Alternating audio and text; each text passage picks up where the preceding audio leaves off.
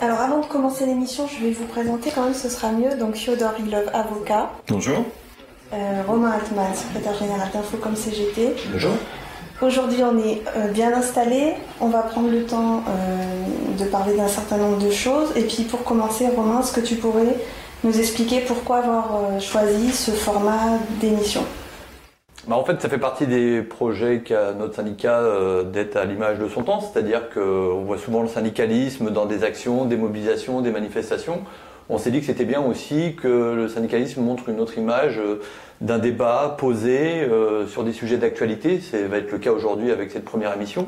Donc on est heureux d'accueillir Fyodor Rilov et d'autres invités qui viendront par la suite, mais dans cette idée de proposer, j'allais dire, aux gens qui nous regardent un autre format lié à notre secteur professionnel, c'est-à-dire qui est lié à une communication syndicale différente de celle qu'on a habituellement pour aller vite. Donc bonne vie pour cette nouveau type d'émission qui commence aujourd'hui avec un premier sujet d'actualité qui nous semble important sur une actualité juridique contre la loi travail sur lequel nous venons de tenir gain de cause. Donc pour l'aspect technique et juridique, Fyodor va te demander d'intervenir comme tu as pu le faire déjà beaucoup ces derniers jours, mais là comme on est dans un cadre où tu vas pouvoir nous expliquer calmement ce qui s'est passé. Donc pour le dire très vite, donc le Conseil d'État et le Conseil constitutionnel ont refusé le référendum. Enfin, la possibilité de... Ils ont annulé les textes qui contiennent les dispositifs dits référendums d'entreprise, que nous on appelle les référendums sans chantage, en vérité, puisque c'est un mécanisme qui consiste à consulter les salariés. Donc, a priori, c'est de la démocratie dans l'entreprise, mais en vérité, quand on y regarde de plus près, le système ne fonctionne que si les salariés sont sous pression, que si les salariés subissent un chantage qui est malheureusement toujours le même et très simple à comprendre. Soit le référendum donne raison à l'employeur dans la réduction des salaires, l'augmentation du temps de travail, etc. Et a priori, la menace de fermeture de l'établissement, de l'usine, etc., est provisoirement levée. Soit le référendum rejette la mesure que l'employeur veut mettre en œuvre, et à ce moment-là, la menace s'exécute, et c'est une fermeture, c'est un licenciement de la totalité, ou moins d'une partie des salariés qui ont refusé de donner quitus à leur patron dans le cadre d'un référendum qui, comme vous l'avez compris, se met en place de façon complètement antidémocratique en vérité. C'est-à-dire qu'on dit aux gens, soit vous acceptez la dégradation des conditions de travail qu'on veut vous imposer, soit vous êtes viré. Voilà. Et donc l'alternative... Le référendum, il peut se poser dans n'importe quel cadre ou, comme tu viens de dire, dans le cadre d'une menace, entre guillemets, de l'entreprise d'une fermeture. Alors, le référendum peut être mis en place, enfin pouvait être mis en place sous l'égide de la loi travail jusqu'à ce qu'on obtienne ces décisions favorables qui permettent de faire obstacle provisoirement, malheureusement provisoirement, et on y reviendra. Mais enfin voilà, à l'heure où nous parlons, ces référendums qui étaient prévus dans la loi travail ne peuvent plus se mettre en place comme l'avait espéré le gouvernement Hollande, etc., Mme El Khomri, parce que les décrets qui sont en quelque sorte la passerelle concrète de l'application de ce type de texte, parce que vous savez, une loi, quand elle est un peu sophistiquée, quand le contenu est un peu compliqué, il faut un décret pour organiser son application. Et à partir du moment où le décret ou une partie du décret a disparu, l'application de la loi devient beaucoup plus difficile, voire impossible. Et là, je pense qu'avec l'annulation d'une partie des décrets que nous avons obtenus devant le Conseil d'État, la partie de la loi travail sur le référendum devient quasi impossible à mettre en œuvre. Donc voilà, donc, Aujourd'hui, ça c'est la situation objective dans laquelle nous nous trouvons, et c'est une victoire, c'est formidable. On a réussi à faire la démonstration que ces actions en justice sont couronnées de succès. Que j'allais intervenir. Alors effectivement, c'est une victoire, indéniablement. Maintenant, si on le remet dans le contexte général du combat contre les lois El Khomri et les lois travail, quelle analyse tu... Le constat quand même que fait, je crois, tout le mouvement social après cette lutte formidable, enthousiasmante contre la loi travail, c'est que on n'a pas gagné. C'est enthousiasmant, c'est une expérience de combat extraordinaire. Il y a toute une génération qui a découvert la lutte grâce au mouvement contre la loi travail. Mais le constat que fait aussi cette génération, et puis plus largement tous les salariés, tous les travailleurs qui ont participé à ces actions, c'est qu'on n'a pas gagné. On n'a pas réussi, dans le cadre de ce rapport de force formidable qui a été mis en place, on n'a pas réussi à faire reculer l'adversaire, on n'a pas réussi à imposer qu'une partie au moins de la loi travail soit abandonnée. Bon. Et ça, il faut le voir de façon lucide. Il ne faut pas se raconter des histoires. Bon. Et si on n'a pas réussi, c'est, je crois, pas parce que les autres sont trop forts, parce que si on considère que les autres sont trop forts, c'est-à-dire que le gouvernement contre lequel on se bat, ou je sais pas, ou le MEDEF sont trop puissants, à ce moment-là, il faut qu'on s'arrête. Voilà. Donc si on n'a pas réussi, c'est parce que de notre côté, on n'a pas mis tous les moyens pour réussir. Il faut qu'on en tire un certain nombre de conséquences et de conclusions, pas définitives, mais pour enrichir la réflexion et gagner la prochaine fois.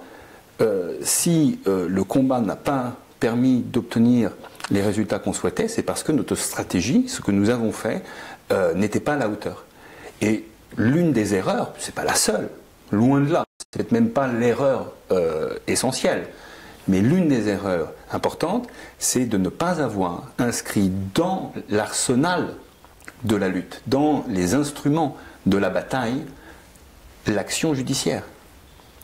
Nous, on estime, et c'est un choix qui a été fait par des dizaines et des dizaines de syndicats, qui au fur et à mesure ont compris que c'était absolument quelque chose qu'il fallait intégrer dans la bataille syndicale. Ça fait un peu comme l'émission qu'on est en train de faire là. Voilà, il est largement, bien sûr, il est grand temps que la CGT se donne les moyens de faire des émissions, une chaîne web qui permet de communiquer les idées, faire partager les constats, les bons comme les mauvais. De la même façon, les actions en justice, ça fait partie des instruments que les salariés ont à leur disposition, que la CGT a à sa disposition pour tout mettre en œuvre afin de gagner, d'obtenir des résultats concrets qui font la démonstration que la lutte, ça paye. Voilà. Et c'est ça qu'on a comme défi aujourd'hui. Oui, en tous les cas, tous les moyens pour affaiblir un peu le rôle complet. Voilà. Et donc on a obtenu une décision favorable. On ne va pas non plus là se mentir. Cette décision ne permet pas de mettre en échec la loi travail dans son ensemble et encore moins les ordonnances Macron. Mais c'est un résultat concret. Il y a un bout de la loi travail qui ne s'appliquera pas parce que il y a une cinquantaine d'organisations syndicales, CGT, qui ont décidé de lancer ces actions, de les mettre en œuvre, de ne pas écouter un certain nombre de dirigeants de la CGT qui, au lieu d'accompagner cette démarche, ont tenté de la faire déraper, et avec des méthodes qui, on pourrait y revenir, sont particulièrement étonnantes, pour le moins. Donc de ne pas se laisser intimider, de ne pas se laisser impressionner, d'aller au bout, de faire partager ça par la base, par les militants, de faire d'ailleurs décider de la mise en œuvre de cette action par les militants, et avec un résultat concret au bout. On a fait annuler un bout des décrets, loi travail, ce qui n'est pas rien. D'accord. Et justement, alors maintenant, il y a d'autres procédures en cours? Est-ce que tu peux nous parler? Alors bien sûr, c'est une décision stratégique. Faire de l'action en justice un élément de la lutte. D'accord. Une démarche normale de la lutte. Donc cette première expérience qui a connu un succès indéniable, nous confirme dans notre volonté de généraliser cette stratégie. Donc il y a plein d'actions qui sont aujourd'hui en cours et qui sont portées par ces mêmes syndicats, notamment devant le Conseil d'État, contre les ordonnances Macron. Et il y a des audiences qui sont prévues. Donc là, il y en a une qui va arriver très très bientôt, le 14 décembre. Il y a à nouveau une audience devant le Conseil d'État. Voilà, il y en aura probablement une autre en janvier, etc. Donc ça va donner lieu à plein d'occasions de rappeler que ces actions en justice, les syndicats CGT se sont appropriés cette manière de consolider le rapport de force, et qu'à la base, ça devient, à la base, quand je dis à la base des syndicats, ça devient un moment de débat sur comment on fait pour être le plus efficace possible. Avec encore une chose quand même qu'il faut immédiatement préciser, on n'est pas dans la juridicisation de la lutte comme si c'était une sorte de placebo confortable. Il faut être lucide. On ne va pas faire la révolution à coup d'action en justice. On ne va pas faire reculer un gouvernement à coup d'action en justice. Si on veut faire reculer un gouvernement, si on veut faire reculer un patron, c'est parce qu'il va y avoir une lutte. Bon, ça, de toute façon, il faut une lutte. Bon. Mais la lutte, c'est pas quelque chose d'univoque, d'étriqué, avec comme s'il y avait des cases à remplir et des cases qu'on ne pourrait pas remplir. Non, la lutte, c'est quelque chose de vivant et ça a quand même un objectif, c'est de gagner quelque chose de concret pour les salariés. Il faut qu'il y ait, il faut que ça paye, mais que ça paye vraiment, qu'il y ait un résultat. Et donc l'action en justice, c'est l'une des voies, c'est l'un des leviers qu'on peut utiliser pour obtenir un résultat concret, un succès immédiat. Mais, encore une fois, ça n'existe que s'il y a la lutte. La lutte, c'est le point de départ. S'il n'y a pas de lutte, il n'y a pas d'action en justice. On est d'accord. J'ai même envie de dire que nous, dans les luttes qu'on peut avoir en entreprise, effectivement, l'idéal, c'est de pouvoir à la fois installer un rapport de force avec le patron et pouvoir aussi, au niveau judiciaire, pouvoir mettre en place un arsenal. Dans l'idéal, c'est rarement le cas, mais c'est vrai qu'effectivement, pouvoir jouer sur ces deux volets-là, ce serait...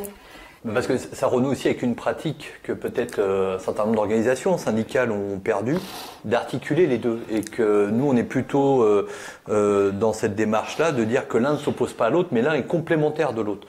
Et qu'on n'en oublie pas évidemment ce qu'a rappelé Fiodor, c'est-à-dire que notre priorité en tant que syndicat CGT, c'est de construire un rapport de force se traduisant par une lutte, une grève, une manifestation du plus grand nombre, mais aussi d'utiliser d'autres moyens. Il y a des actions coup de poing, il y a des recours juridiques, il y a l'utilisation des médias, il y a l'utilisation des réseaux sociaux, enfin bref, tout ce que finalement la vie nous permet aujourd'hui de donner comme écho à cette lutte et qui en fait, on le voit, si un certain nombre de gens ne sont pas forcément à l'aise pour s'intégrer dans une lutte, peuvent tout à fait par contre soutenir la lutte d'une autre manière, même si évidemment pour nous ce qui reste prioritaire c'est le fait qu'ils soient en grève ou dans les mobilisations avec nous quand elles sont proposées par telle ou telle organisation en tout cas. Justement, je vais te demander de nous donner un petit peu ton point de vue sur les orientations pour 2018. Donc là tu nous as parlé, effectivement on a tout un éventail de choses qu'on peut utiliser. Comment est-ce que tu vois les choses pour l'année qui va...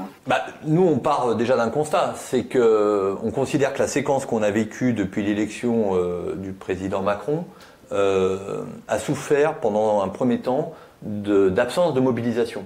En gros, depuis son élection au mois de mai, il a fallu, je crois, attendre le 12 septembre pour qu'une première mobilisation dite nationale, confédérale, puisse voir le jour afin de mobiliser les salariés sur un objectif clair qui était le fait que le président Macron n'a pas caché sa volonté de mettre en place des ordonnances qui prévoient tout un tas de régressions sociales. On ne peut pas toutes les présenter ici, mais on sait qu'elles sont nombreuses. Il y a le fait d'être viré plus facilement, le plafonnement des indemnités prud'homales en cas de licenciement abusif, possibilité de baisser les salaires par accord collectif, enfin bref, tout un tas de dispositifs. Le constat que nous on a fait, c'est de dire que il y avait une nécessité de construire une opposition à ce gouvernement et à sa politique finalement dès le début. Et donc, comme ce cadre n'existait pas, on a pris l'initiative avec d'autres syndicats d'agir ensemble à travers ce qu'on appelle le Front social, qui se veut un espace d'unité d'action syndicale en vue de commencer à construire un rapport de force. Dans la séquence qui nous a occupés depuis la rentrée, on a eu 4 journées de mobilisation nationale, mais aujourd'hui le problème c'est qu'on n'a pas d'autres perspectives. En gros, la dernière remonte au 16 novembre. Il n'y a pour l'instant, je souhaite que ça soit le cas, mais pour l'instant ça ne l'est pas, d'autres dates de proposées ni de mobilisation discutées dans les organisations. Et ça, on pense que nous c'est gravement préjudiciable et qui permet clairement à ce gouvernement et à Macron d'avancer finalement sans aucune opposition dans la période pour dérouler ces ordonnances. Donc je serais tenté de dire que si j'ai un vœu ou un cadeau de Noël à demander au Père Noël, ça serait que de dire on a besoin de reprendre l'initiative. Et donc si l'initiative n'est pas reprise rapidement par les syndicats, quels qu'ils soient d'ailleurs, mais je parle en tout cas pour le mien, c'est celui qui m'intéresse en l'occurrence, c'est de trouver des formes de mobilisation avec la base, avec des syndiqués, avec les militants, avec des structures qui sont combatives, qu'on essaye nous d'entretenir des relations, des liens, et l'expérience qu'on mène avec Fyodor Rilov sur les attaques de décret en est une expérience positive. C'est de dire qu'en gros, après la trêve des confiseurs, clairement, il faut qu'on propose d'autres mobilisations. Donc il y a les recours juridiques dont parlait Fyodor.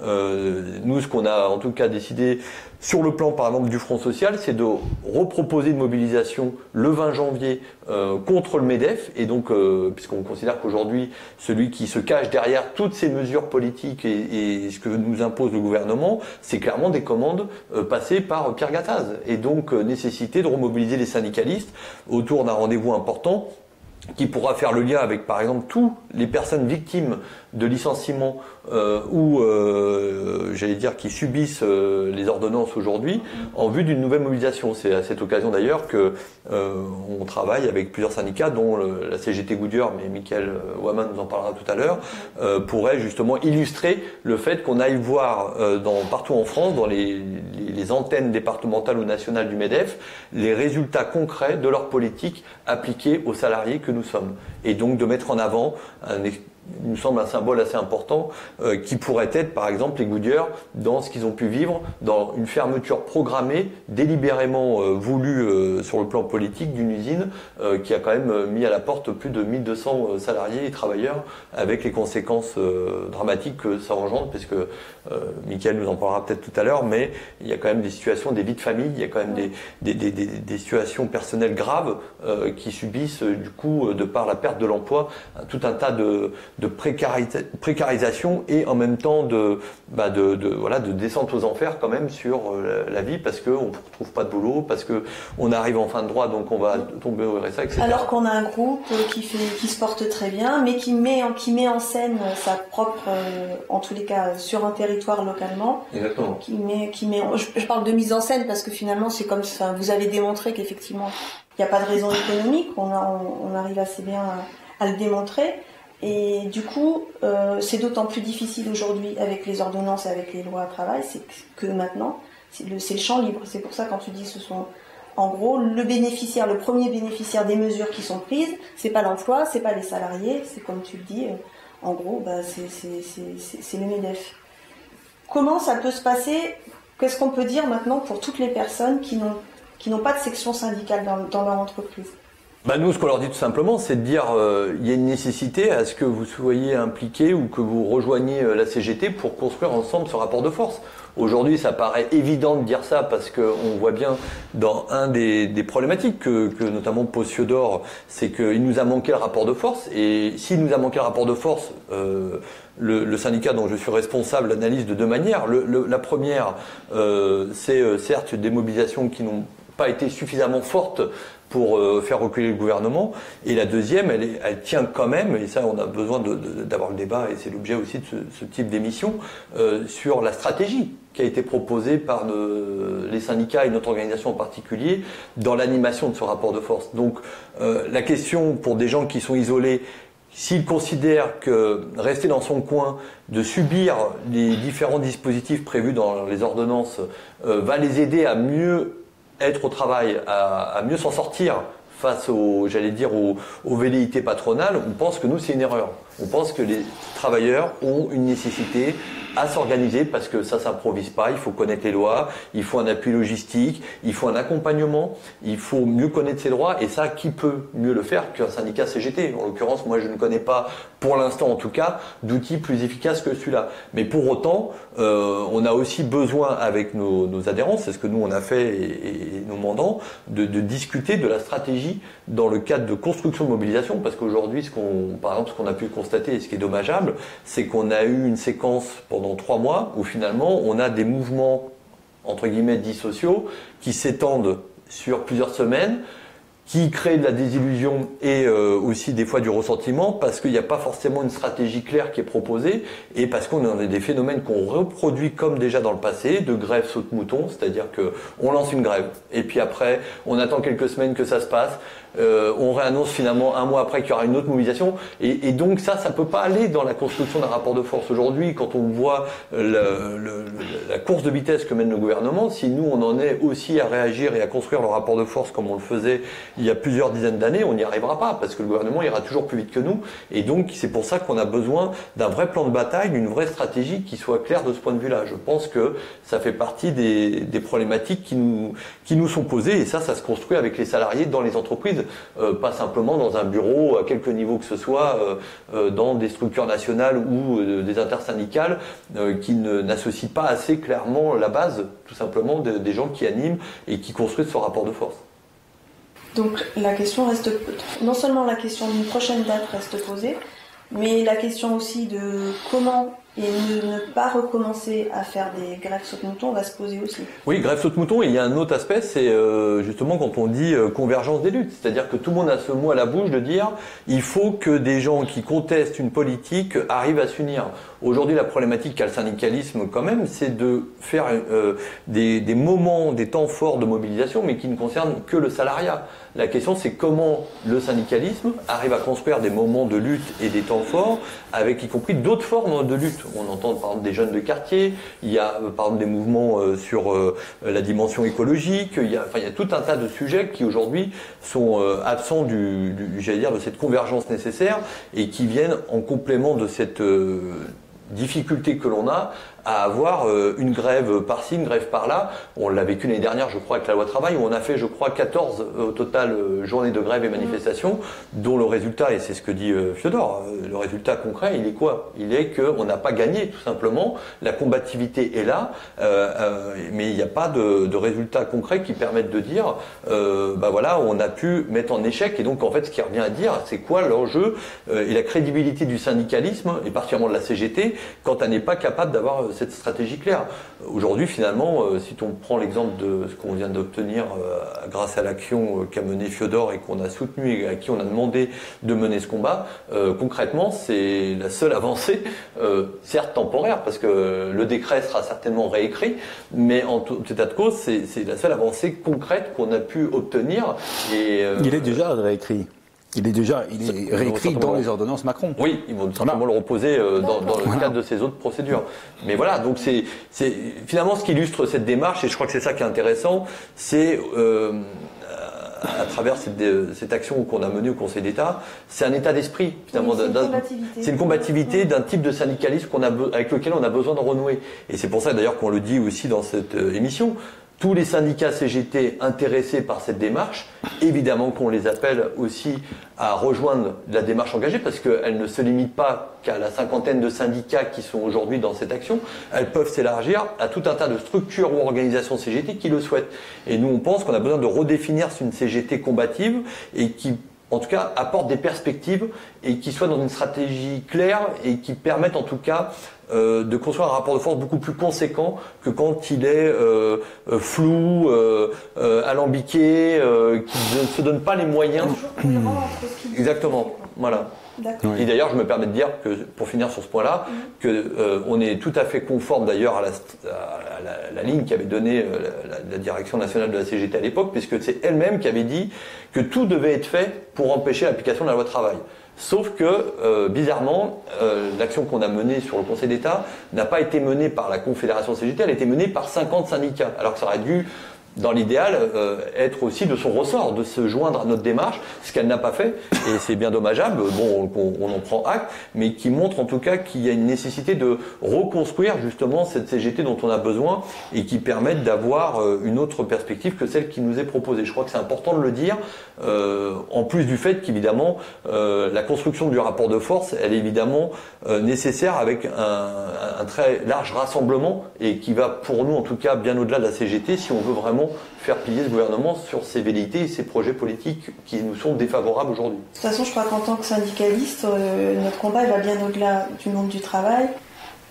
Il va avec une certaine idée de la société. Donc quand on parle des APL ou des gens précaires avec ou sans emploi, on parle des jeunes en formation professionnelle, l'idée c'est bien qu'on a de défendre un autre projet de société. Et effectivement, on aurait tout intérêt à être tous ensemble dans la rue, comme c'est déjà un peu le cas avec le Front Social. Mais effectivement, il faudrait que ça... L'enjeu qui nous est posé, c'est que le rassemblement le plus large, en fait, nous, en tout cas, c'est notre idée et c'est le débat qu'on avance, c'est qu'il peut se faire que dans l'unité d'action des travailleurs et pas uniquement les travailleurs, mais dans un large rassemblement dans lequel la CGT a une place particulière évidemment, mais dont elle n'est pas forcément le seul acteur. Je crois que tout le monde aujourd'hui peut constater que le syndicalisme à lui seul n'a pas les reins, en tout cas dans le constat qu'on fait, n'a pas les reins assez solides pour pouvoir aujourd'hui remettre en cause un gouvernement à lui tout seul. Donc nous, ce qu'on construit, c'est l'idée de dire que, j'allais dire, une intersyndicale ou une unité d'action avec d'autres gens qui luttent nous paraît vital si on veut donner une autre perspective que celle de perdre. Moi, je suis né en France avec, depuis que je suis né, que des échecs, que des régressions sociales que j'ai pu voir depuis mon adolescence, on va dire, mais avant j'étais trop petit pour m'en préoccuper, mais on ne fait que perdre. Donc moi, ce que j'ai envie, c'est d'un syndicalisme qui gagne, d'un syndicalisme qui soit efficace. J'ai pas envie d'un syndicalisme qui fait semblant de lutter et qui après s'étonne que, effectivement, on n'avait pas le rapport de force. La question, nous, on pense qu'il est nécessaire de poser aujourd'hui, c'est celle-là en tout cas. C'est au cœur du débat, ça. Oui. Parce que le syndicalisme, c'est pas juste une manière de se faire entendre. C'est pas une branche de la liberté d'expression. Le syndicalisme, c'est une manière de s'organiser pour obtenir des résultats concrets, c'est-à-dire faire reculer la stratégie du capital et forcer les patrons à donner plus d'argent ou plus de droits au sens large aux salariés. Et si on n'arrive pas à obtenir ne serait-ce qu'une petite parcelle de droits supplémentaires, à faire augmenter le salaire, ne serait-ce que de quelques euros, si on n'arrive pas à faire ça, on est en échec. Le syndicalisme est en échec. Et donc comment on arrive à trouver des solutions pour que le syndicalisme ne soit plus, pour Romain et bien d'autres, une succession de manifestations où on se retrouve parfois dans la joie, parfois dans la tristesse, mais pour faire à chaque fois le même constat à la fin, on n'a rien obtenu, mais au contraire, que le syndicalisme devienne un instrument concret pour faire reculer l'adversaire et obtenir des résultats qui sont palpables, quoi. Comment on y arrive? Ça devrait être l'obsession de toutes les organisations syndicales et en premier lieu de la CGT. Or, c'est pas le cas. C'est pas du tout une obsession. On a quand même le sentiment que tout le monde, à la direction de cette organisation, qui je crois ne reflète pas complètement les préoccupations de la base, il y a des gens qui sont assez satisfaits de ce qu'ils ont accompli. Alors évidemment, ça n'a pas permis d'obtenir un résultat concret, mais on s'est fait voir, on a été à la hauteur de nos objectifs, et finalement, l'absence de résultats concrets devient quasiment secondaire. Comme si le syndicalisme, au fond, c'était donner à chacun qui a envie de participer à la manifestation la possibilité de le faire. Et une fois que tous ceux qui souhaitaient être là ont pu se rendre au rendez-vous, grosso modo, on a rempli les objectifs statutaires. Mais bon Dieu, mais on est où là? Mais on est où là? Vous voyez, juste une anecdote. Moi, on m'a expliqué parfois que il valait mieux qu'on n'organise pas une grande manifestation, un grand rassemblement susceptible éventuellement de faire venir des centaines de milliers, voire peut-être des millions de personnes à Paris, afin de créer un rapport de force concret qui dégage suffisamment de pression éventuellement pour faire reculer le gouvernement. Non, il valait mieux donner à chacun qui a envie de participer à la manifestation la possibilité de s'y rendre et donc d'atomiser le mouvement en 1500 rassemblements. Mais enfin, comment peut-on sérieusement imaginer qu'on va dégager la moindre pression sur un gouvernement en divisant les manifestants par 1500 ? C'est totalement inconcevable qu'on réussisse à faire reculer qui que ce soit avec des démarches pareilles. Et d'ailleurs, quand les gens se retrouvent à 150, alors tout le monde a eu la possibilité de venir, bon, voilà, personne n'est frustré. Enfin, quand on est à 150 ou à 200, je sais pas, dans les rues d'une ville, on a immédiatement la conscience qu'on va rien faire reculer du tout avec ça. Et on va se retrouver pour boire un café et puis pour échanger des trucs, se donner les rendez-vous pour la prochaine réunion syndicale et après quoi ? Voilà, c'est pas ça le syndicalisme de lutte. Et non, les gens ils ont inventé le syndicat parce qu'ils en avaient eu un besoin vital. Parce que sans le syndicat, ils crevaient de faim. Alors, heureusement, on n'est plus dans cette situation-là. Mais enfin, quoique, on parlera avec Michael tout à l'heure. Alors là, je vais vous poser une question. On va pas refaire des choses, ça sert à rien. Mais quand même, on parlait tout à l'heure de ce qui aurait pu se passer s'il y avait eu vraiment, si à un moment donné, on s'était donné les moyens de mettre une véritable pression juridique en attaquant vraiment, en ayant une véritable force de frappe. Qu'est-ce qui aurait pu se passer avec ces décrets d'application ? On aurait eu en tout cas déjà un sentiment que si toutes les organisations syndicales, d'ailleurs bien au-delà de nos rangs, s'étaient adjoints, une véritable volonté d'aller jusqu'au bout de la lutte contre la loi travail. Nous, on a résumé notre état d'esprit par ce slogan, pas de retrait, pas de trêve. Et c'est ce qui a animé d'ailleurs la démarche des syndicats en question. Donc, je pense que ce moyen aurait été un élément supplémentaire. Pour l'instant, aujourd'hui, il montre ses premiers effets. Il y a d'autres. La CGT, au niveau national, a déposé, elle, des recours, entre guillemets, au niveau de l'OIT, mais qui ne seront pas contraignants, donc finalement peu efficaces, même si on peut en espérer quand même une expression ou une décision qui va à notre faveur. Le moyen, finalement, ça renvoie à une stratégie globale. C'est de dire qu'est-ce qu'aurait été, si on prend l'exemple récent sur les ordonnances, l'état d'esprit, ou s'il y avait eu tous les syndicats impliqués aujourd'hui dans la lutte contre les ordonnances.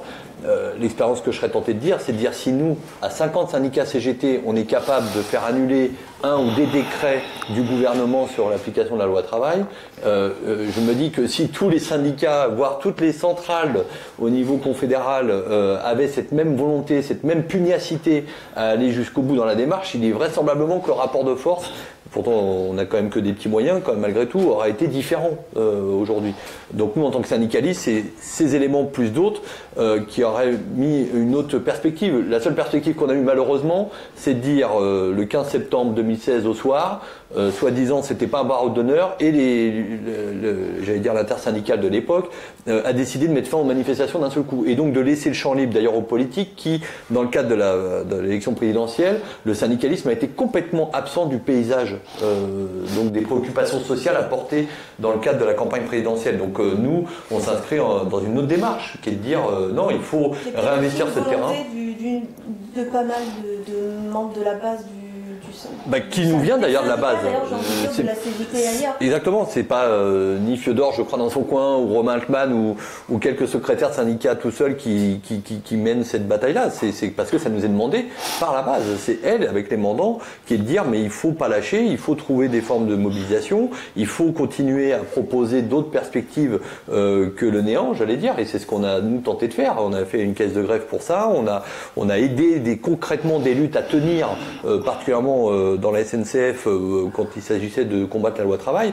Donc nous, finalement, c'est ça, c'est de dire est-ce qu'on peut apporter une autre vision, une autre stratégie beaucoup plus claire qui en fait révèle une autre orientation aussi du syndicalisme qu'on prône et qu'on porte, parce que si on s'en tient à celui qui existe aujourd'hui, on va pas y arriver. Je terminerai juste là-dessus, mais si l'explication, par exemple, qui nous serait donnée par hasard, je dis ça, mais par un certain nombre de dirigeants ou d'instances, que finalement, si ça a échoué, la mobilisation contre les ordonnances, c'est de la faute des travailleurs parce qu'ils ne sont pas mobilisés, moi je le dis clairement, je pense que c'est une analyse à courte vue. Je pense que si on s'en tient qu'à cette explication-là, parce qu'on considérait qu'il n'y a pas eu 26 millions de salariés dans la rue, parce qu'on aurait claqué des doigts pour dire descendez parce qu'on vous le demande, je pense que c'est une erreur. Je pense que l'explication ne va pas que là-dedans. L'explication, elle va aussi dans une usure, et ça a été très clairement dit par un certain nombre de bases militantes et de syndiqués, sur une stratégie qui ne leur apparaissait pas finalement pertinente. Pourquoi des grèves saute-mouton chacun dans son coin, plutôt qu'une grève pendant une semaine de tout un tas de secteurs stratégiques, par exemple, de l'économie. Ces débats-là, par exemple, n'a pas eu lieu, ou n'a toujours pas lieu d'ailleurs. Et que cette visée d'une grève reconductible, même s'il ne suffit pas d'appuyer sur un bouton, on le sait. Par contre, il y a quand même nécessité de se poser la question de savoir comment on peut le faire. Et en tout cas, c'est la question qui est posée aujourd'hui. Je vais demander à Michael Wallman s'il veut bien nous rejoindre. Comme ça, on va continuer sur cette question-là.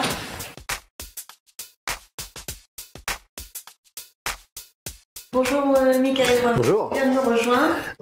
On a parlé tout à l'heure, je voudrais revenir avec toi sur deux sujets. On a parlé tout à l'heure de comment s'y prendre pour sortir des défaites successives. On a vu que ce qui avait été mis en place ce jour n'était pas efficace, manifestation à saute-mouton, etc. Mais avant de revenir là-dessus, je voudrais que tu nous parles, donc avec les lois Al-Khomri, les ordonnances, il va y avoir un bouleversement des instances du personnel. Je voudrais que tu parles d'un cas que tu connais bien, toi qui étais CGT Goodyear. Et tu nous disais tout à l'heure qu'avec les ordonnances d'aujourd'hui, vous n'auriez pas pu mener le combat que vous avez mené pour les salariés. Est-ce que tu peux nous expliquer en trois ? Ouais, je vais essayer de faire synthétique. Alors d'abord, pour revenir sur les incidences que vont avoir les ordonnances sur les institutions représentatives du personnel, alors que ce soit CE, DP, CHSCT par exemple, il va y avoir une instance unique, et donc je veux dire, il ne suffit pas d'avoir fait maths sup pour vite comprendre qu'on va diviser par 3 le volume de représentants du personnel dans les entreprises. Le gain, il est immédiat pour les employeurs. D'ailleurs, ils se frottent les mains. J'ai cru comprendre que partout en France, dans les entreprises, on demande à ce qu'on prolonge les mandats pour justement arriver à faire des mandats uniques du personnel. Mais d'abord, c'est un drame parce qu'on va avoir moins de représentants du personnel, beaucoup moins d'heures de délégation, c'est-à-dire pour aller au terrain chercher les informations.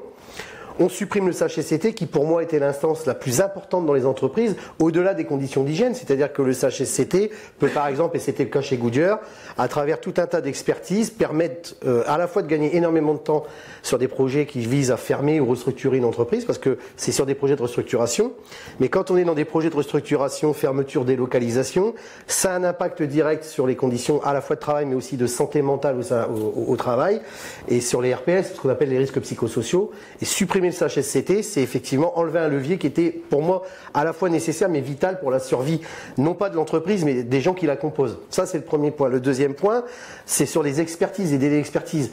On va d'abord avoir non plus 3 possibilités d'expertise, CE, CHSCT ou CCE, on aura une expertise unique avec des délais raccourcis. Donc tout ça, on sait pertinemment que cette ordonnance-là en particulier, elle ne vise qu'à donner moins de droits aux salariés et on nous laisse croire que c'est tout l'inverse. Et pourquoi j'affirme haut et fort qu'avec ces ordonnances, on n'aurait pas pu mener le combat chez Goodyear? Parce que tout simplement, nous, on s'est appuyé sur le code du travail, les obligations de l'employeur, mais aussi nos droits. Et à travers ça, on a fait invalider 6 projets de restructuration, 6 ce qu'ils appellent PSE, plan de sauvegarde de l'emploi. En réalité, aujourd'hui, tout ça, ça va plus être possible.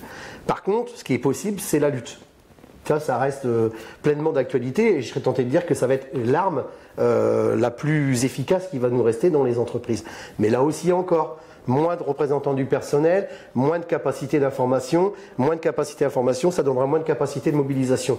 Donc ils applaudissent des deux mains, je pense qu'il y en a même une troisième qui va se greffer parce qu'ils ne savent plus comment applaudir tellement ils ont envie d'applaudir. Moi je serais tenté de dire que c'est la destruction définitive de tout ce qu'on a connu depuis ces 40 ou 50 dernières années. Et c'est en ça que c'est un vrai danger les ordonnances. C'est pour ça que, si je peux me permettre de rebondir un petit peu sur la suite du débat, c'est aujourd'hui ce qu'on a vécu chez Goodyear pendant 7 ans, ça ne sera plus possible. Mais par contre, ce qui serait possible effectivement, c'est collectivement d'arriver à gagner, de faire en sorte que ces ordonnances ne voient pas le jour. Mais il est bien évident que la façon dont on est en train de mener les actions dans notre pays démontre très clairement qu'on n'est pas sur une ligne qui est suffisamment claire, qui d'abord donne envie à tout le monde. Je parle par exemple juste des syndiqués, si on s'arrête juste 5 minutes sur la situation des syndiqués dans la CGT, sur tous les mouvements, y compris le premier mouvement du mois de septembre de cette année, on a pu dire que c'était une rentrée sociale forte avec à peu près 500 000 personnes dans toutes les rues de France. Ça n'empêche que si on ne regardait que les syndiqués de la CGT, il y a plus de 600 000. Donc là, le vrai problème, c'est avant d'essayer de convaincre les salariés lambda, on est en difficulté pour convaincre les adhérents et les syndiqués. Et puis ensuite, on peut regarder aussi les forces militantes. On a aujourd'hui des camarades qui sont aussi usés et fatigués de voir la multiplication des journées d'action. Alors au début, c'était le 12 septembre, c'était une première journée interprofessionnelle. Ensuite, on a commencé à faire une journée dans le privé, ensuite dans des boîtes dans le privé, dans le public, les routiers. Enfin, chaque corporation y est allée de sa petite journée d'action. Résultat du cours, ça a énormément joué sur la mobilisation dans son ensemble. Et on voit bien qu'aujourd'hui, on est à l'attente d'une 5e journée. On entend parler d'une 5e journée comme un peu le 5e élément. Ça ne vient pas. Et c'est en ça que c'est un vrai problème de fond. C'est-à-dire que c'est pas la mobilisation qui pose problème. Jamais en France, depuis des décennies, il y a eu autant de mobilisations par jour. On est à peu près à 200-250 mobilisations par jour. Des mobilisations qui gagnent, mais qui sont à la fois ou sectorielles ou très locales. Et c'est en ça qu'on a un problème. C'est pas de savoir si on mobilise ou pas en France. Nous, on avait comptabilisé que sur le premier trimestre de cette année, on a eu près d'1 million de journées de grève en un trimestre. Il faut remonter. C'est des luttes dures. Hein. On a le McDo dans l'Aveyron, ils sont à leur plus de 101 jours de... Oui, on est vrai. Ben, oui, mais on est sur des luttes difficiles. Pourquoi ? Parce qu'on amène la lutte dans l'entreprise. Et je pense que si on avait des luttes qui étaient globalisées, on aurait un effet effectivement de force. Et cet effet de force, il ferait plier forcément plus vite l'adversaire. Moi, je reste persuadé qu'on a oublié aussi le mot lutte des classes. Il y a d'ailleurs des acteurs économiques, des financiers qui disent qu'ils sont en train de mener une lutte des classes et qu'ils vont la gagner. Et ça, c'est un vrai problème de fond. Et cette lutte des classes, elle est plus d'actualité, elle est même transformée en guerre des classes. C'est-à-dire qu'il y a le pouvoir financier qui est en réalité le même pouvoir que celui qui est censé nous diriger. Je pense qu'on peut tous regarder les choses comme elles sont. Le problème, c'est pas de savoir si c'est Emmanuel Macron ou un autre qui prend le pouvoir. Le pouvoir, il se le partage depuis 40 ans. Voilà. Et ils y sont arrivés à ce qu'ils voulaient, c'est-à-dire à faire en sorte qu'à chaque élection, ils nous fassent le fameux coup du voter républicain. Et on nous laisse croire que nous serions les responsables éventuellement d'une arrivée du Front National au pouvoir si on vote pas, etc. Or, tout ça est savamment calculé, c'est une stratégie qui est précise. Mais face à ça, nous, qu'est-ce qu'on oppose aujourd'hui ? On oppose les mêmes recettes qui nous donnent les mêmes résultats. Et pour le coup, je serais tenté de dire que les recettes, elles ont un mauvais goût au final. 2016, c'est quand même un échec. Pas un échec de la mobilisation dans la rue, avec ce 14 juin qui a été magnifique, plus d'1 million de manifestants, ce qui prouve qu'il y a réellement la capacité de le faire. Mais derrière le 14 juin de 2016, c'est ce qu'on a fait. On est reparti chacun de notre côté et tout le monde est resté sur sa faim. Donc le problème aujourd'hui, c'est la ligne politique. Quelle ligne politique syndicale on veut mettre en œuvre ? C'est pas une question d'une personne, d'une structure. Non, le problème, il est bien plus profond que ça. Le problème, c'est qu'aujourd'hui, on est dans une organisation syndicale, la CGT, qui à elle seule, si elle le voulait, pourrait effectivement faire trembler bien plus de personnes qu'on le pense. On a une puissance incroyable. Sauf que on est chacun dans notre petit coin à se dire oui, mais comment on peut faire, comment on peut créer les conditions du tous ensemble. Il y a des structures nationales. Je suis désolé, elles sont là pour faire du confédéralisme. Le confédéralisme, c'est l'inverse du fédéralisme ou des luttes de boutique ou d'appareil. On est vraiment aujourd'hui dans une structure qui s'appelle la Confédération, qui aurait dû taper du poing sur la table pour éviter qu'il se passe des 10 octobre et des journées comme ça, répétition par structure. C'est à elle de confédérer. Et elle ne joue pas ce rôle depuis maintenant bien trop longtemps. Et ça, effectivement, on peut que le déplorer, mais... Moi, j'engage régulièrement les discussions avec des responsables confédéraux quand j'ai l'occasion de les rencontrer sur un mouvement ou autre, en leur disant il faut qu'on se mette autour d'une table, il faut qu'on fasse table rase de ce qui pourrait nous opposer. On a un dénominateur commun, c'est gagner pour le plus grand nombre. Aujourd'hui, on n'est plus dans cette capacité de gagner. Alors oui, on a gagné sur une partie de la loi El Khomri sur les référendums. C'est une énorme victoire. On peut le dire, mais très clairement. D'abord, il faut communiquer sur nos victoires. Là où on est à peu près en difficulté systématiquement, c'est quand on gagne, on ne fait pas savoir ou peu. Par contre, quand on perd, on a la culture de faire savoir quand on perd. Aujourd'hui, on a gagné sur les ordonnances. Et il y a dans des entreprises, tu disais tout à l'heure McDo, moi je suis allé au McDo par exemple, Place de la République, où il y a des camarades qui se sont battus, ils ont gagné. On gagne dans un certain nombre d'entreprises. Les Vélib sont en train d'essayer de gagner, Burger King, etc. etc. Donc voilà, donc il y a des luttes victorieuses. Sous-traitants qui ont été rachetés par Honnête. Oui, c'est ça. Les Gardes du Nord. Oui, ils sont en train de se battre à l'heure actuelle, c'est compliqué, mais une fois encore, moi je suis quand même assez stupéfait de voir que dans un même groupe, dans une même entreprise, on est capable de se battre pour une augmentation générale des salaires à un endroit et tout le reste du groupe ne bouge pas. Et c'est ça qui nous fait défaut. C'est vraiment les conditions du tous ensemble. De toute façon, l'unité, c'est ce qui leur fait peur au camp d'en face. Eux, leur adage, c'est la division.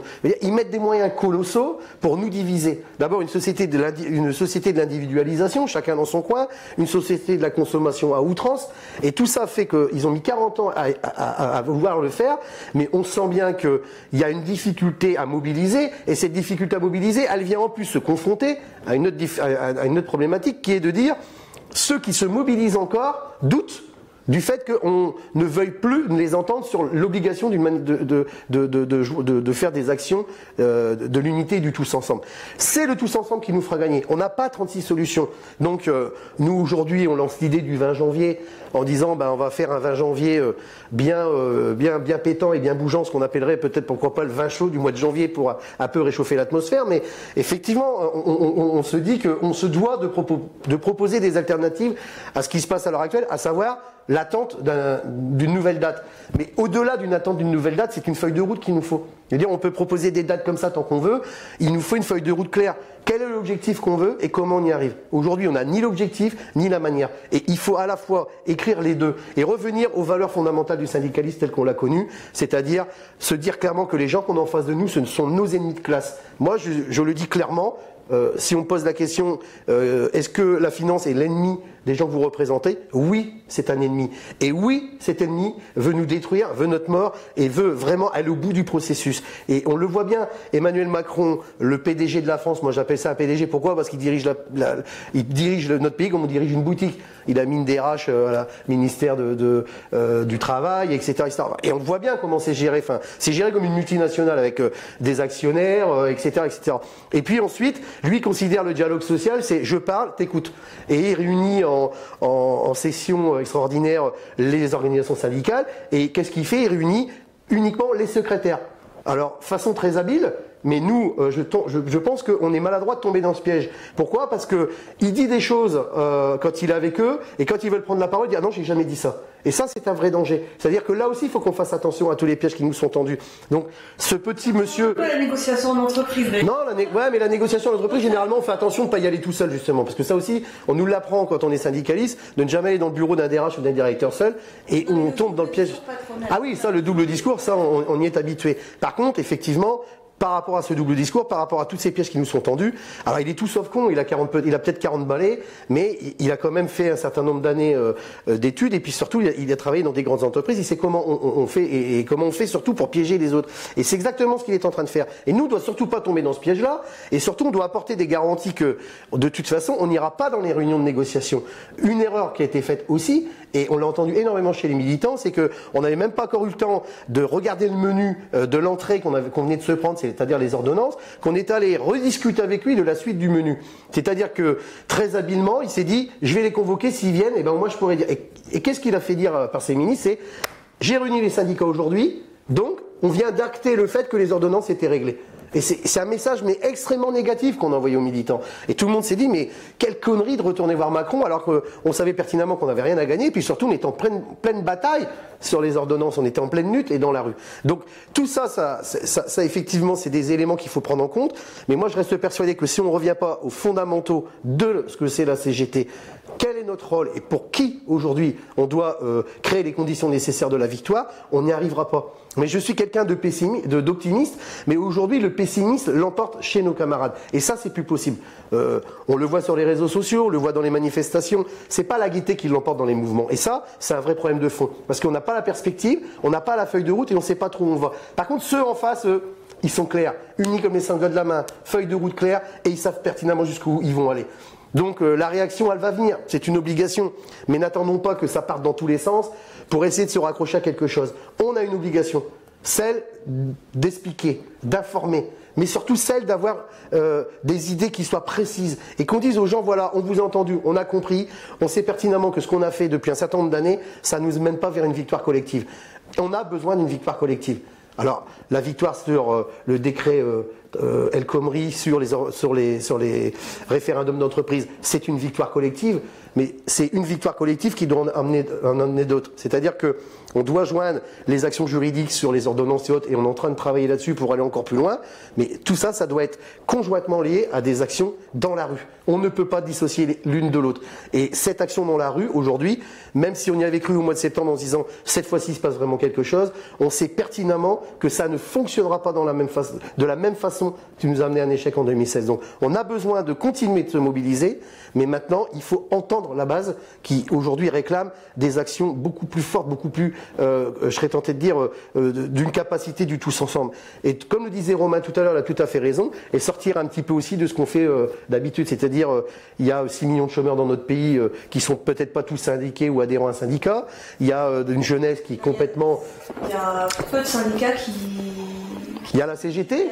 Il y a la CGT pour les sans-emploi. D'ailleurs, il y avait une manifestation il y a quelques jours qui malheureusement n'a pas amené le monde qu'on attend. C'est-à-dire, on a 6 millions de chômeurs. Le problème, c'est pas de savoir si un chômeur peut faire grève ou pas, parce que de toute façon, il n'a pas d'emploi. Donc, c'est pas un problème de perte de rémunération ou de perte de salaire à un instant T. Le vrai problème, c'est quel discours, comment on les amène. Et de toute façon, si demain on donne envie, si demain on gagne, ça va forcément nous amener beaucoup plus de monde. Et c'est ça, il faut qu'on change de dynamique. Voilà. Donc, clairement, quelle est la stratégie à tenir ? D'abord, c'est de la changer. Voilà. Être à l'écoute et arrêter de penser qu'on peut prendre des décisions dans des bureaux et de la poser à tous. La base, elle doit être entendue. Et aujourd'hui, la base qu'elle demande, c'est qu'on arrête les mouvements saucissonnés. Et Romain avait parfaitement raison encore tout à l'heure. C'est plutôt que de faire 5 jours sur 5 mois, faisons 5 jours sur une semaine en ciblant l'économie. C'est la seule chose aujourd'hui qui les emmerde, c'est qu'on leur bloque leur économie. Aussi justement d'assumer ce syndicalisme de lutte. Parce que un syndicalisme réformiste, ou ça, je pense que les gouvernements ils sont pas contre. Mais est-ce que justement le problème de la CGT, c'est à un moment donné de pas assumer un discours, celui que tu tiens ou celui que tiennent pas mal de militants et de syndicats, c'est une véritable combativité. Oui, c'est syndicat des luttes. D'assumer, de dire on n'y va pas. Mais on explique pourquoi on n'y va pas. Il y en a de bonnes raisons de ne pas y aller, de ne pas avoir cette espèce de frilosité, d'assumer davantage. Oui, je pense que quand ils se rendent à l'Elysée, l'image que je vois tout de suite, moi, c'est un crocodile qui rentre dans une maroquinerie, quoi. En gros, ils vont sortir, ils vont se faire dépouiller, mais c'est pas grave, on y va. Mais le problème, c'est que si ça concernait que leur personne, je tentais de dire que ça serait gênant, mais pas plus grave que ça. Là où c'est très grave, c'est que ça concerne des millions de personnes derrière. Parce qu'à partir du moment où le processus est enclenché et qu'on commence à discuter avec un gouvernement dont on sait pertinemment que de toute façon, l'objectif, il est clair, c'est de nous dépouiller complètement, la réaction, elle doit être à la fois par le nombre et la forme d'action. Bloquer cette économie. C'est la seule chose qui leur fait peur. De toute façon, ceux qui ont du fric, ils en voudront toujours plus. La seule chose qui leur fait peur, il y en a deux en réalité. C'est qu'on reprenne ce qu'ils nous ont volé et qu'ils continuent à nous voler. Et deux, qu'à un moment donné, on change tout ce qu'ils nous ont imposé depuis 40 ans. Donc les deux conjointement, ça peut donner de l'espoir. Il y a des millions de personnes qui, au-delà du monde du travail, ont envie de soif de justice sociale. J'en fais partie, Roman fait partie. Et donc, on pense qu'on va pouvoir y arriver à travers à la fois des jugements qu'on en a obtenus la dernière fois et surtout des discours un peu novateurs qui vont plus dans le sens de la lutte des classes que dans la lutte des places. Voilà ce que j'avais à dire. Et le vocabulaire est important, parce qu'effectivement, ouais, je pense qu'il faut... on se fait un peu déposséder aussi d'un langage. On parle plus de licenciement, on parle de flexi-sécurité. On nous enlève aussi les moyens de conceptualiser l'exploitation. Oui. C'est pour ça qu'on dit lutte des classes, on en a... Les mots ont leur importance. Le dialogue social, par exemple, et partenaires sociaux, c'est des mots qui ont été inventés pour eux, par eux. Et on voit bien que là aussi, il y a un vrai delta. Enfin, quand on est une entreprise et confronté à une fermeture d'usine, on n'est pas que des partenaires sociaux. Moi, j'ai en face de moi un dirigeant, qui n'est pas un patron, parce que là aussi, les mots ont changé, mais avec, ça a amené toute sa panoplie de mauvaises choses. Un dirigeant d'entreprise qui veut fermer une entreprise, c'est pas un partenaire. J'ai rien à voir avec cette personne, je suis un syndicaliste, je défends l'intérêt des salariés, et lui c'est un patron, il défend l'intérêt des... Enfin c'est un dirigeant, il défend l'intérêt des actionnaires du CAC 40, donc on n'a strictement rien à voir avec ces gens-là. Le dialogue social, c'est un mot inventé purement. Le dialogue social, ça n'existe pas. Il y a un rapport de force qui doit se mettre en œuvre, et à partir de ce moment-là, il nous écoute. Donc à la fois sur la sémantique, à la fois sur la façon de se battre, on pourrait parler comme ça encore pendant des heures, parce qu'il y a beaucoup à en dire, mais en tout état de cause, aujourd'hui, très clairement, la ligne telle qu'on la mène aujourd'hui n'est pas la bonne. Pour autant, on peut changer et pour autant, on peut gagner. Maintenant, il faut qu'on s'unisse, il faut qu'on discute et qu'on trouve clairement quelle feuille qu'on doit mettre en œuvre. Et je pense qu'à partir de janvier, à partir de février, à partir du mois de mars, il faut qu'on multiplie les demandes, mais aussi les initiatives. Et il faut que partout dans les bases de la CGT, ça pousse et qu'on arrête de râler chacun dans son coin en disant on n'est pas d'accord. Ben, puisqu'on n'est pas d'accord avec la CGT et le syndicat démocratique en France, ben, il faut qu'on fasse savoir, il faut que ça sache et il faut aussi qu'on nous écoute. Voilà. Le petit mot de la fin que je dirais, c'est que nous, en tant que syndicat, on n'a pas la puissance infuse. Donc ce premier plateau, émission, débat, vise justement un peu à livrer nos réflexions et qu'on souhaite partager dans le plus grand nombre dans la CGT et au-delà de la CGT. Donc nous, on demande justement à ce qu'il y ait ces débats dans l'organisation et que ce ne soit pas que quelques structures ici ou là qui le fassent et qui permettent clairement de poser ces problématiques au plus haut niveau et qui permettent de trouver ensemble les solutions. Parce que on peut pas rester non plus dans une situation où il y a des non-dits, où il y a, j'allais dire, un dialogue de sourds par médias interposés quand ça arrange certains pour dénigrer certaines mobilisations ou actions qu'on a pu mener. Ayons le débat franchement et dans l'organisation avec le plus grand nombre. Donc on espère donc qu'à travers cette émission ça soit l'occasion déjà de commencer à en débattre avec la base et en même temps les organisations. Et puis plus tard il y aura un certain nombre d'autres rendez-vous qu'on va initier par ces émissions. On aimerait bien par exemple que la prochaine porte sur les conséquences du numérique et dans tout un tas de secteurs d'activité en France, la destruction d'emplois qu'elle opère et le danger qu'il représente pour l'avenir de notre condition au travail, en tout cas de notre vie au travail. Et la récupération des données aussi. Et par exemple sur voilà tout ce qui est lié aux libertés, en tout cas individuelles et du big data en fait de données. Donc voilà, rendez-vous est donné pour la prochaine fois, mais voilà, c'est une première et puis on espère qu'on aura d'autres invités qui viendront et qui se succéderont à nous-mêmes parce que on ne sera pas toujours là, mais en tout cas qui visent à engager le débat et de donner une autre approche du syndicalisme que celle uniquement qu'on voit dans les médias qui est souvent caricaturale en tout cas. Ça aussi c'est un outil, c'est-à-dire la vidéo, les émissions, les moyens qui nous sont donnés pour communiquer sont des vrais outils.